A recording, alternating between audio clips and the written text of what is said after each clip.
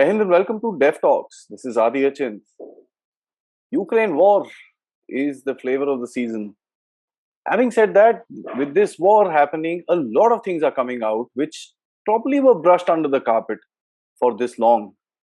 Um, Myself and Lieutenant General Ravi Shankar, who's here with me, we've gone through the general lessons that India must learn out of this war. What is India's position, and so on and so forth. We talked about the military lessons. There's another very dangerous aspect that has come out of this. Might just be a little bit of a showmanship, but the nuclear question. The brandishing of nuclear weapons done by the Russians, and I don't know if the same is being done by NATO as well. No concrete reports are out, but I'm sure there is also some spit and polish happening over that side as well. So I've got General Shankar here to discuss this whole nuclear question. How is it going to develop? And is this nuclear question going to actually change the geopolitical order? Sir, thank you so much. Dangerous question, dangerous subject, and I think much in vogue today. Yeah, I agree with you. I agree with you because for the first time, one has seen Russia brandishing this nuclear card, thrice. First, when Mr. Putin said, "Look, anyone who comes in my way will face such consequences they've never had before." Then, when initially the plans didn't go as per what happened, that their advances into Kiev, he put the nuclear forces on alert. And then the foreign minister went and gave a statement that anything outside interference happens, the third world war will take place and it will be nuclear in nature. So thrice they flashed the nuclear card. And on the other hand, in the Munich Security Conference, President Zelensky had gone and said, "Look, I wish we had never given up nuclear weapons. Our sovereignty today is at stake because we had given that up." So it's important. This whole story in this thing has taken a new turn. Right. So there are two trend lines which have come out. The normal nuclear thing everyone understands, but two trend lines have come out. One trend line is that big powers can use the nuclear card to coerce or hold off others to push their way through. Equivalent is there with China. China can do it also tomorrow. The second thing is that can only nuclear power guarantee you safety, security, and the sovereignty of the nation. So then every small country will aspire for nuclear status, nuclear weapon status. So there are issues which I think going to upset the whole nuclear balance. The non-proliferation treaty and all that, we'll have to take a relook. We can discuss it. Well, so, the brandishing of nuclear weapons has always been done by states like Pakistan. As a matter of fact, only Pakistan, when he's brought up this nuclear weapons, threat sort of a thing against India multiple times. And his prime minister was hauled to the United States and told to keep them inside and just stop it. So the tolerance of this nuclear question has not been there in the world. We suddenly see Russia brandishing it 3 times, as you said. And, that just shows you a little bit of a difference in terms of the thought process of this nuclear question. It's not happened since 1962 or 1984 for that matter. How do you put this whole thing in perspective, sir? See, the issue is that Russia has done it, and they've done it 3 times within a week. They have a plan in hand, right? They're showing the threat, which means, you don't issue a threat without having the will to use it. Yeah, others might say, well, they're just grandstanding and rhetoric and all that. But take a thing, if tomorrow NATO had tried to intervene and they'd used, then what? It's a new form of playing this nuclear card to ward off outside interference. So NATO has been told, you come in and you're looking at a nuclear escalation. It's probably the first step in the escalation, but the red signal has gone across. Hmm. And that will contribute to NATO's decision-making process not to interfere. Right? Apart from other things. It might not be the only guiding thing, but it will happen. But let's look at it tomorrow if China uses the same thing. China says, okay, anyone coming here, I'm going to take Taiwan. Anyone trying to interfere and helping Taiwan, take care, I will do this.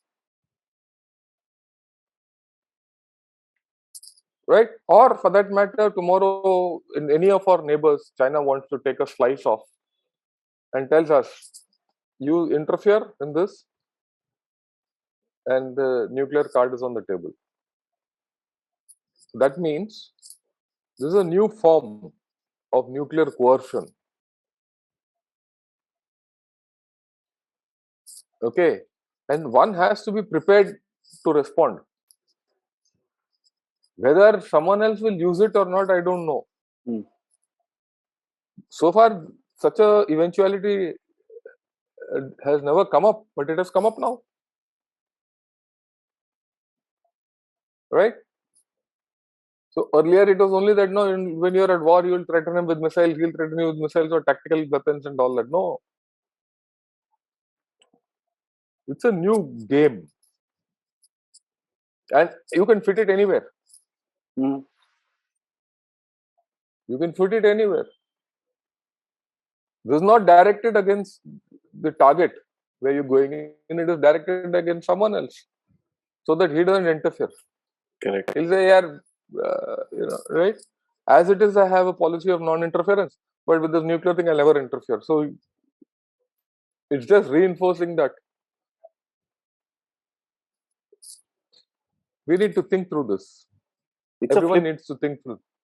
It's a flip that Everyone needs. Sorry. Yeah. So everyone needs to think through this situation. What will be the responses? What will be the escalatory ladder along this? Till where are you prepared to go? Till where is a person prepared to go with this nuclear card?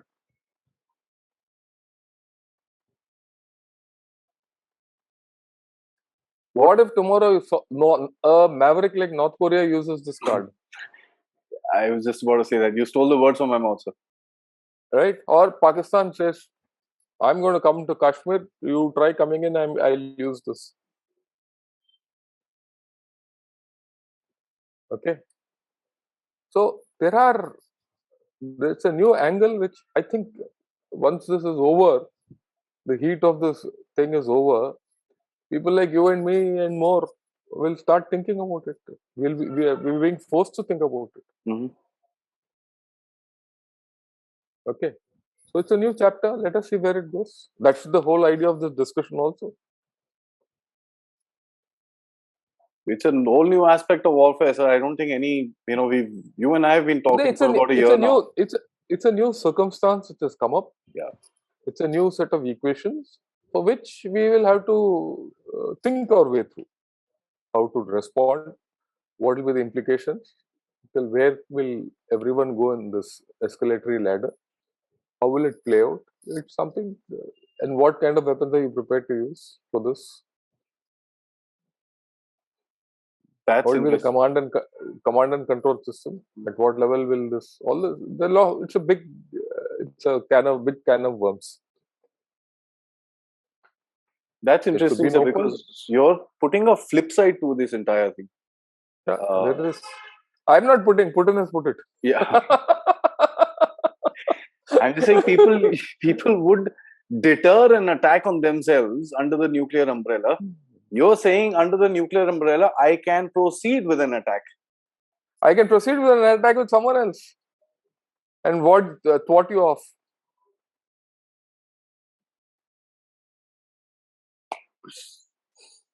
Scary times, sir. You mentioned in your opening remarks, sir, that Ukraine and Zelensky, as a matter of fact, had mentioned that this wouldn't have happened if we had our nuclear weapons in place. Uh, I don't know how far I agree with that, because we've seen armed clashes with nuclear and non-nuclear states, or two nuclear states, as a matter of fact, India and China, and so on and so forth. how far do you think a nuclear weapon would provide you a certain level of deterrence, so that and a conflict like this does not occur? Let's take Ukraine in specificity, sir. See, okay, let's to give you a background. When Soviet Union split up, Mhm. after USA and and Russia, uh, Ukraine had the maximum number of nuclear warheads True. on its soil. Along with Ukraine, Belarus and Kazakhstan also had. Kazakhstan. Okay, all these three gave up their nuclear weapons to Russia. They said, no, we didn't want to have. Now just think, if they had say 15, 20 of them, not much, would anyone have set foot on Belarus or on Ukraine? Okay, okay, you can argue it anyway, but you tell me, uh, North Korea has about 20 odd nuclear weapons. Mhm. Is anyone able to do anything to North Korea? That's true. No one is prepared to set foot on North Korea. Neither South Korea, and mind you, in the North and South Korean situation, they are at a standstill kind of a thing. It's not a, the war is not ended. It armistice kind of a thing. Okay, eyeball to eyeball situation,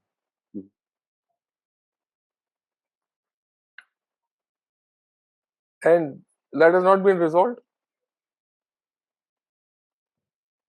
So having nuclear weapons, there's no doubt, will enhance your sovereignty.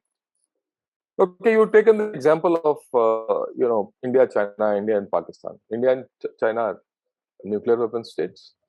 Yet we had a clash at Eastern Ladakh. But if you see, both of us went to great pains to ensure there's no firing done. No, there was not even a small arm exchange of small arms fire. Okay, it was only that hammer and sickle Shani.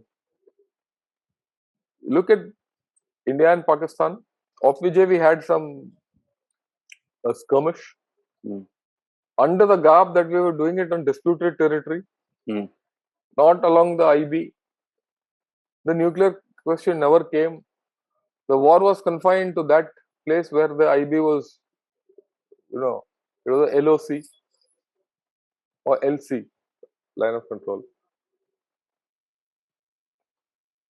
And then when the things were getting heated, the world came in and, stop, put a cap on the entire Yeah. conflict. And next time when we did the Balakot strikes and that air skirmish after the day after, immediately after that, everyone stopped everything. And if you see the space for conflict in 99 in Opvijay, and now we're just a small airstrike against each other. Just one, it caused international uproar.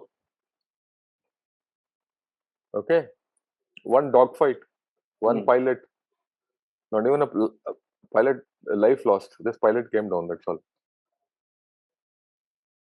That's it. The space for conflict between two nuclear powers is going down. It's gone down. It's almost non-existent. So that's where it is. But when it's between a nuclear power and a non-nuclear power, all options are open. And now Russia has opened up another option. Okay, I'll block this guy with my nuclear power so that he doesn't interfere. So third-party interference, even if it's a nuclear power, this step is prepared to use his nuclear weapons. So that subtle shift is important to catch.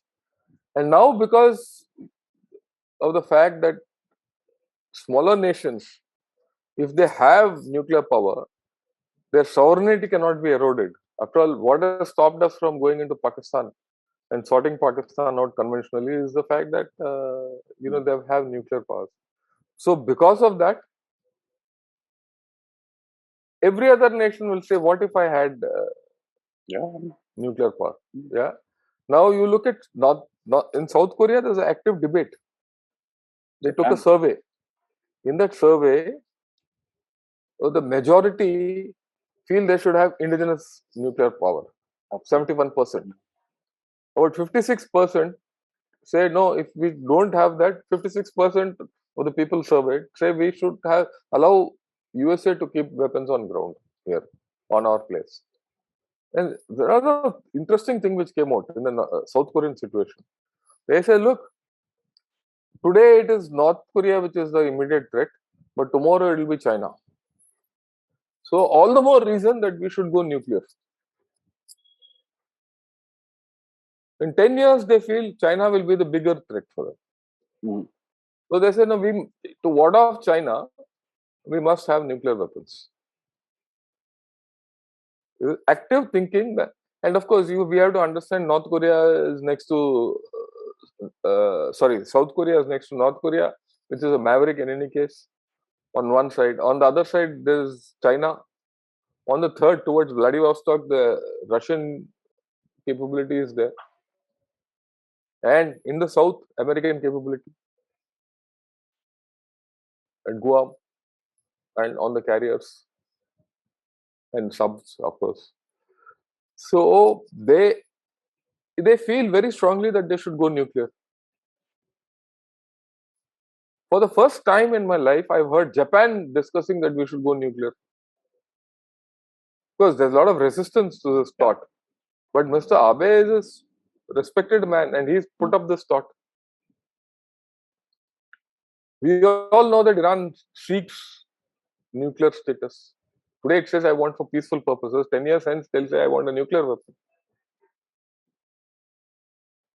In the past, Libya, Syria, Iraq. South Africa had a weapons, Iraq, right?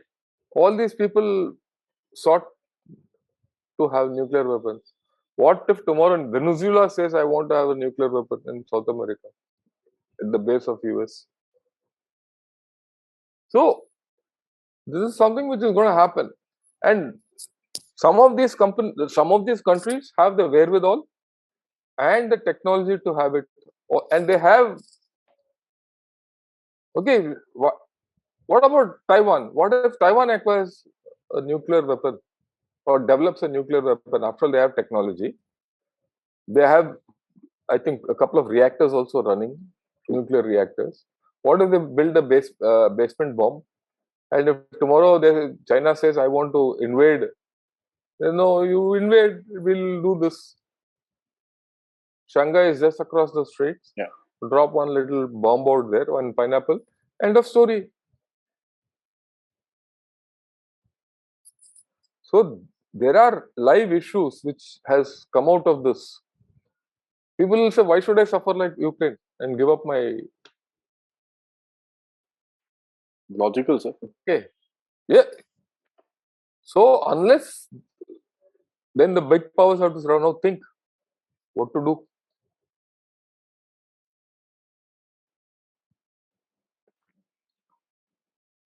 I think all of us would agree, sir, that the entire geopolitics is going to change, and this has put another push to the entire tale. See, there's another driving factor which is in this whole story. While others are almost status quo in their nuclear status, China has been increasing its number of weapons. Yeah. They have about 350 odd. In the next 5 to 10 years, they're going to double it and triple it. 1,000. And they're going to have modernized weapons in hyperplanes. And maybe they'll go for space-based weapon systems. If that happens, they're going to change the game completely. So at one end, you're going to have a power like China, which is increasing its, because they feel that unless they have nuclear weapons, people will not listen to them. So, and the moment China hikes up all that, there's a direct impact on us. So where are we going? Oh, there's already a race on. Okay. I mean, forget the race and the rhetoric and everything. But how do you manage it? How do you handle it? That's the question. Yeah, that's... So there is a change. This change is something which has come about now. let me put it this way. Till last week, I was not thinking on these lines. Mm-hmm. Okay, it is only now that I started thinking on these lines in the last 1 week after hearing thrice this comment, and plus the fact that Ukraine had to give up and all that, and now it's a live issue.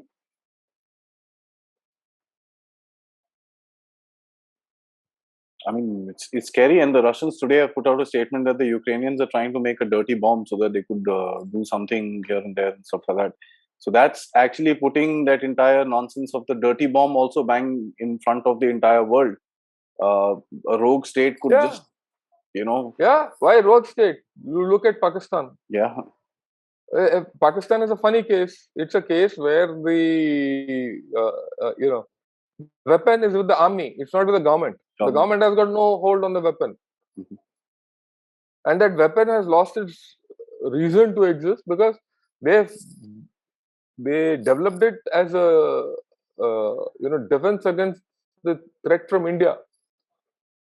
It's supposed to give them ward off the existential threat from India. But India is not interested in going into Pakistan and sorting it out anymore. We will be fools to do that. Let it do what it wants. Yeah. So if the existential threat is there, the requirement of nuclear power is not there. Why do they have it? They have it because the army finds it convenient, necessary to have it to continue in power in Pakistan.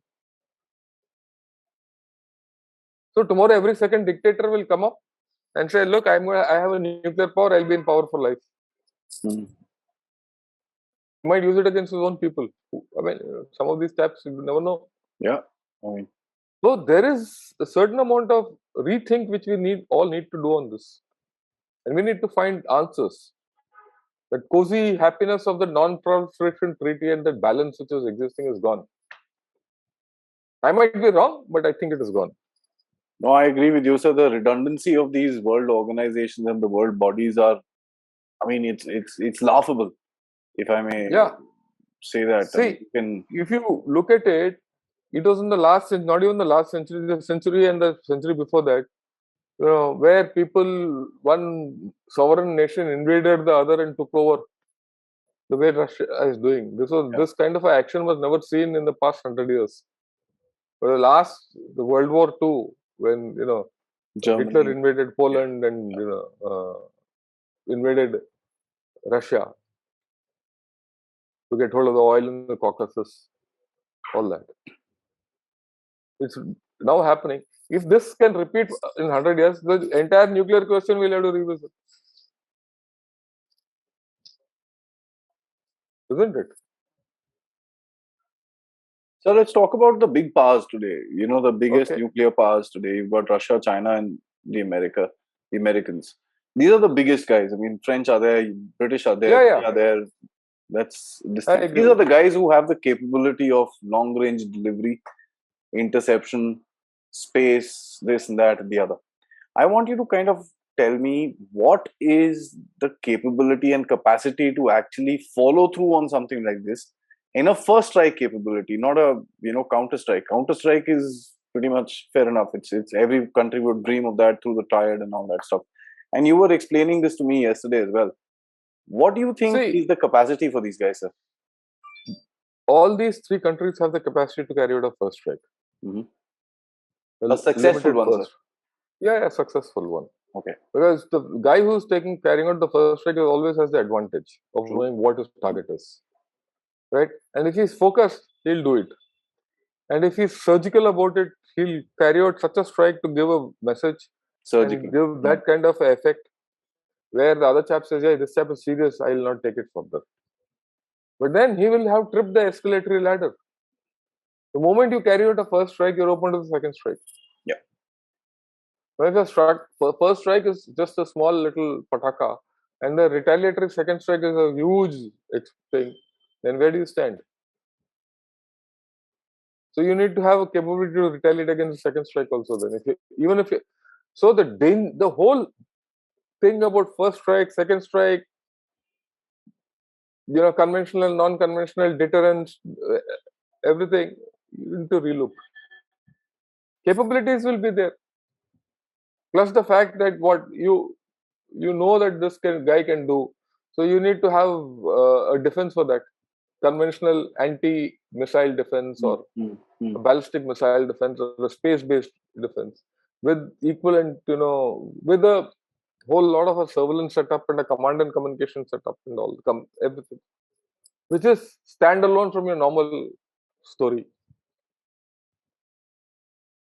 Okay, which has to control your anti-missile defenses and Nuclear. your capability to carry out a second strike. Mm. And then you need to have a system of weapon delivery platforms to be able to. I will put it first strike, you put a small one, that guy retaliates with something as a second strike, and you might have to go in for a third strike. I mean, it opens up a big can of worms. I've not written all this on my article, but I see it happening. Now, for me, Because I what sense it happening. Yeah. for me the most important thing that you mentioned are these, fence sitters today, if I may put it that way, is the guys who know how to make nuclear weapons but are choosing not to. There are countries like Brazil, there are countries like Korea, Taiwan. Taiwan has technology; they're very good in technology. I'm sure they'll be able to do it in very little time, and I'm sure there's a lot of people in the world who will kind of feed them the technology as well if they ask for it. You've got South Korea, which you very clearly explained. You've got Germany, who's trying to sharpen his teeth Yep. now. So I'm sure See, he won't want to be left without a nuclear weapon in Europe. all these guys will have everything ready in their basement. They'll not have a bomb, but the ingredients of that they'll keep it ready, and then they'll play this nuclear ambiguity. Yeah. Israeli game plan. Yeah, they'll play whatever you want. Israeli is virtually everyone knows Israel has got nuclear weapons, so that's not a big surprise. But other countries can surprise you. So maybe it'll not be overt, but covertly they'll say, "Look, you do this, we'll do this." Okay, so everything gets opened up post this operation. Whole equations will start getting changed. You don't know now. It's Yeah. a hell of a right. And then you say, okay, the only way I can sustain this is I should have nuclear weapons. I mean, if you have nuclear weapons, you insured yourself. But you have to get into the nuclear game then thereafter. Yeah, which is A different ball game. absolutely. So what should India do, sir? We've got a very traditional structure in terms of our nuclear policy. No first strike. It's like a pacifist nuclear thing, and I'm saying it in the most uh, inquisitive manner. I'm not trying to derail my own country. It's my inquisitiveness that I'm trying to find out that from this low end, quiet nuclear policy, do we need to sharpen our teeth a little further? Of course, There is no development doubt. of technology and stuff like that. There is no doubt. Mm. Two things you have to sharpen. One is your weapon systems. Make it you modernize, because some of these weapon systems are old. Either the delivery system or the warhead. It's a constant game. After some time, that warhead has to change. After some time, the platform has to change. So, And the carrier has to change. Mm. Right? You can't keep something which is 40, 50 years old still alive. Right? So you have to keep that intact. Okay. And the second part is you have to change your policy. What is your policy? Earlier it was okay. We only had a no first use policy and a second strike capability. What will you do now? How will you play this game? So your policies also have to sharpen to fit into this new paradigm. Mm. Tomorrow again, if Doklam gets repeated, will you use the nuclear card? You can also do it. It's not only that chap does it. Yeah. You do it. You say you get into Doklam, I'll toko you with a nuclear weapon. But that structure needs to be defined. True. Yeah. So you need to know how you want to do it and what levels you want to do it. What is your escalatory process which you want to go through? How will you handle the whole situation? So that is one part. Hmm. The other part is the physical part. The physical part is how will you modernize your weapons? Yeah, okay. Okay. How will you modernize your atomic energy system completely? Because it's not something standalone that you have a bomb and it automatically does everything. How will you safeguard it? And then how will you use it for deterrence? See, ultimately, you're looking at nuclear deterrence, isn't it? Hmm. How will you use it for deterrence? Will you use it in a standalone mode? Or will you use it with others? Even deterrence has levels. Will you do it with strategic deterrence or conventional deterrence or non-conventional deterrence? Mm-hmm. Or do you use grey zone ops? I mean, it's so tired. Grey zone, conventional deterrence, non-strategic, conventional, non-contact. That is ground-based deterrence with firepower. And then you look at strategic deterrence. So your entire deterrence story has to change. Your concept of that deterrence is only through atomic energy is no more valid. And then if you have to deter, you should know how to deter. How do you play this game? Will you play this game only when Xi Jinping tells you I'm going to use a nuclear warhead? That might be too late. Or you can play it yourself if you want. No, Sure. whichever way. The Mm. fact is that you should be able to tell, okay, this is what he will do. See, it's like this. Say if someone wants to use a tactical nuclear warhead, he has to bring it up to the front. So if he has to bring it up to the front, then you know where he's going to deploy. He's not going to deploy. It's along those 3,200 kilometers and along arteries. It can't go anywhere else. Mm. Wherever the communication arteries intersect the LAC, somewhere in that region only it will be there. It can't be anywhere and everywhere. True. So then you have to have a monitoring system. Then you have to have a surveillance system. And that surveillance system has to be peace-based and war-based. War-based. Peace-based has to be, long-range satellites and things like that. Maybe AVAX kind of, or airborne early warning systems. And then you look at other times. Then once you have this, you should have the ability to decide what you want to do and what's the threat developing. Only then you can deter it. So I think with this thing, India needs to relook at the whole issue.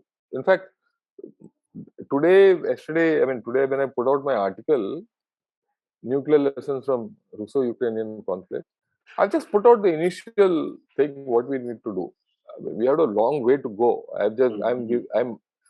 Someone might say I'm waffling off the cuff, and he might be right. But this waffle has some logic, and that logic has to be examined. I mean, you might not do it in the open, forum, Somebody's got to do it, sir.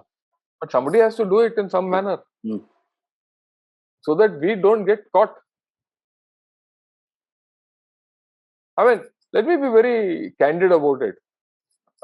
Those people have come out and so whatever Mr. Putin has said is only rhetoric and all that. The moment he said that, someone in NATO would be very thinking, what the hell do I do? What will be my response pattern? Definite.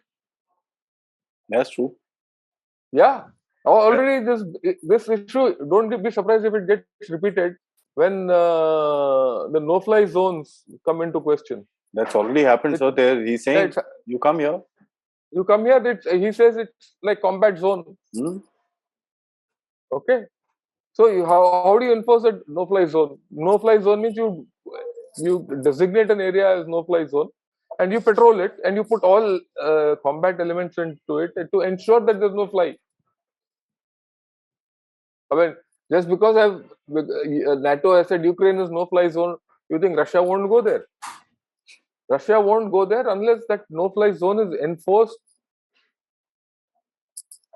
by something, Consequences. by monitoring ability to X, Y, Z. So, will NATO attempt that, given what Mr. Putin has said?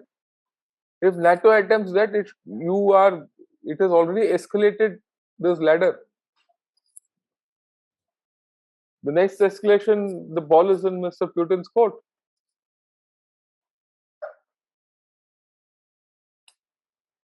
Okay, so all these questions have to come in.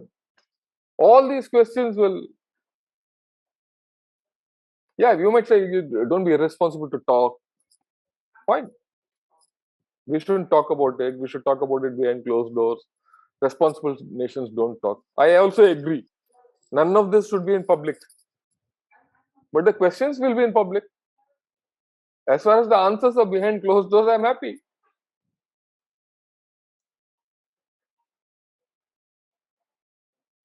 And I've just thrown a red herring.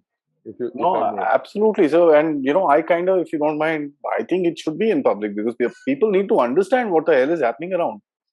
There are. Yeah, I agree with you. There will be a thought process that says these are strategic issues and this and that. Fair enough. But you've also got a guy in Europe kind of saying if you take 2 steps forward, you're going to face a consequence which has not been seen in history. I mean, that's bang in public. And the bomb.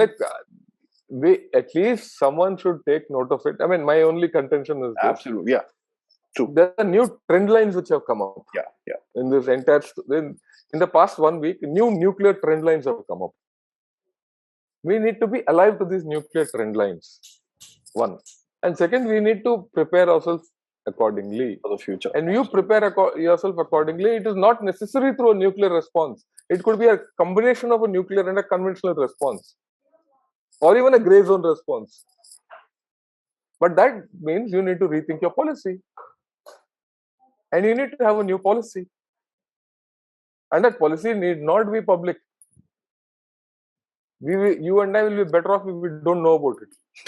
But put it in action. Yeah, we shouldn't be. Look, at the end of the day, all these things cannot be made public. And there's a sanctity about all these issues that which will be maintained. No, absolutely. What you're saying is right. And as a matter of fact, the Americans won't be responding, or NATO or the EU won't be responding to Russia in such a hard fashion if Russia just had a strong conventional army and no nuclear weapons. I mean, the dynamics will change. Why? No. Please, let me. Today morning, I read an article in RUSI, Royal United Services Institute, where one chap has said that we will not, enforce a no-fly zone, because enforcing a no-fly zone means getting into direct combat, and we know that Russia is a nuclear power, and we don't want to get into an escalatory ladder. He's misstated it, and this is on the RUSI website. I'm not thinking out of my hat.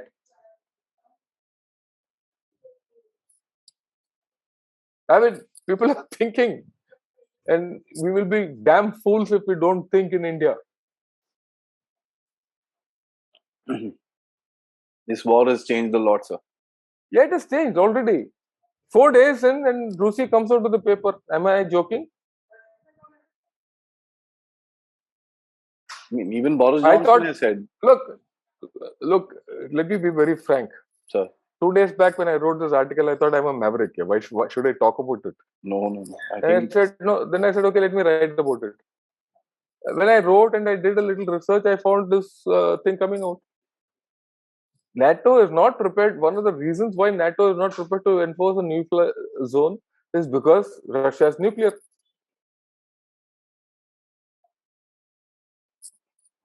Period.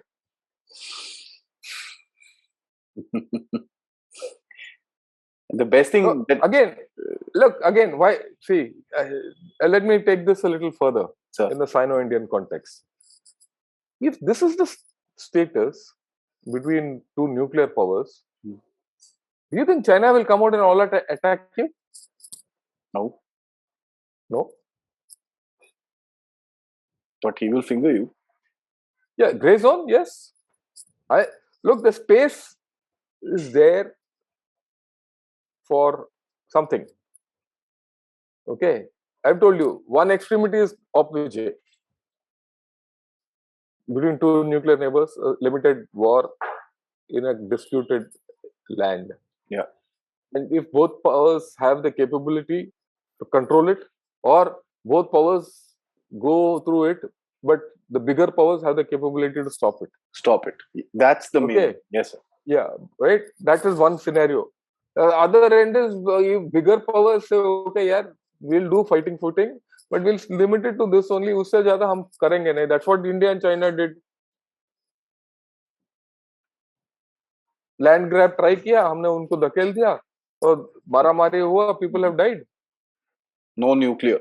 Nobody said. No nuclear. No. Forget nuclear. Not even a small arms. So escalation straight away because the consequences are huge. Yeah. And still people in India glibly talk that tomorrow China will come and sit in Arunachal Pradesh.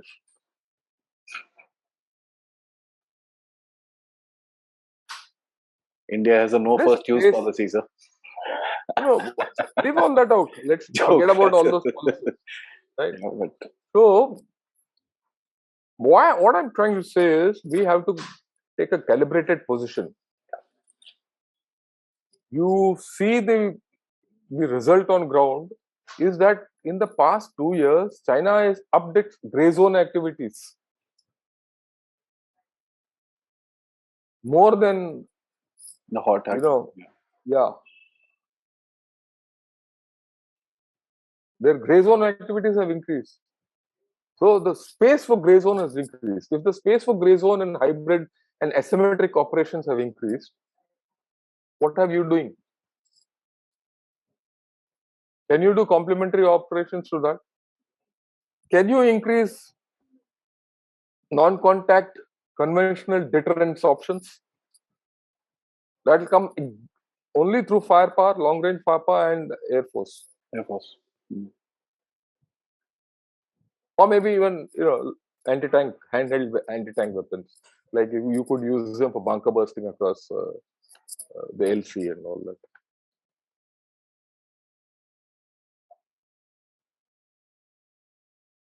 And use Aadi to shoot on drones and things like that. Shoulder fired. But that's all again grey zone, sir.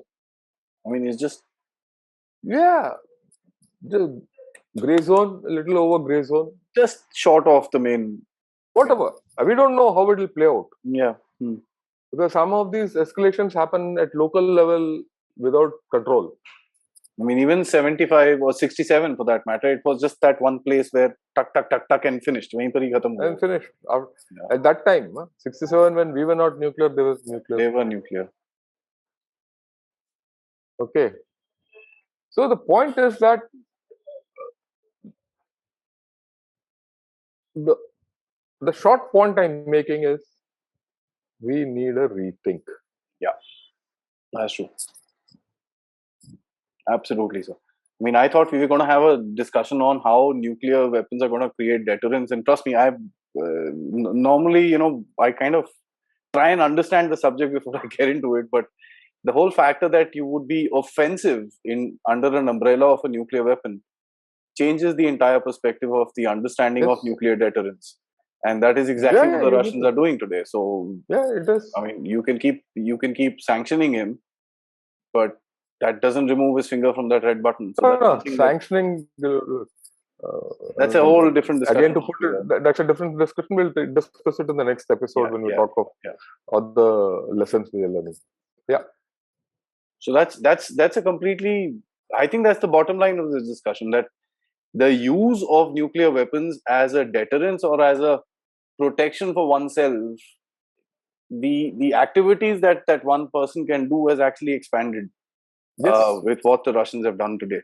And that changes the entire balance, which will actually tell a lot of the fence sitters, yeah, listen, you want to save yourself, America, NATO, nobody's going to come. You get your own weapons and you're safe after that. That will happen. So there's going to be something going to happen, and we have to react to that. Yeah. So thanks so much. This is going to change the geopolitical events, and that's something I think we're going to keep for the little later stage, because as I said at the beginning of this interview, things are developing on a daily basis. Things are changing on a daily basis, and this damn war, if I may put it that way, all wars are pretty bad, is going to change the entire world for us. And it's not going to be as simple as having China as the enemy and this and that and this and that. Of course, those basic bottom lines are going to continue, but the ways things will be handled will be different. Thank you so much, sir, for changing my perspective, as a matter of fact. And I think we'll need to take this forward in terms of, as you just mentioned, about the West's response towards Russia and how things are going to go forward. And of course, later on, we will try and see what is the end game of this entire war. I'm Yeah, just we'll do giving a that. little teasers for all of us to this thing. Any suggestions? You all, lot of you know how to get in touch with me. Please do so. Thank you so much, sir. Till next time, for another subject. Jai Hind. Jai Hind. Thank you.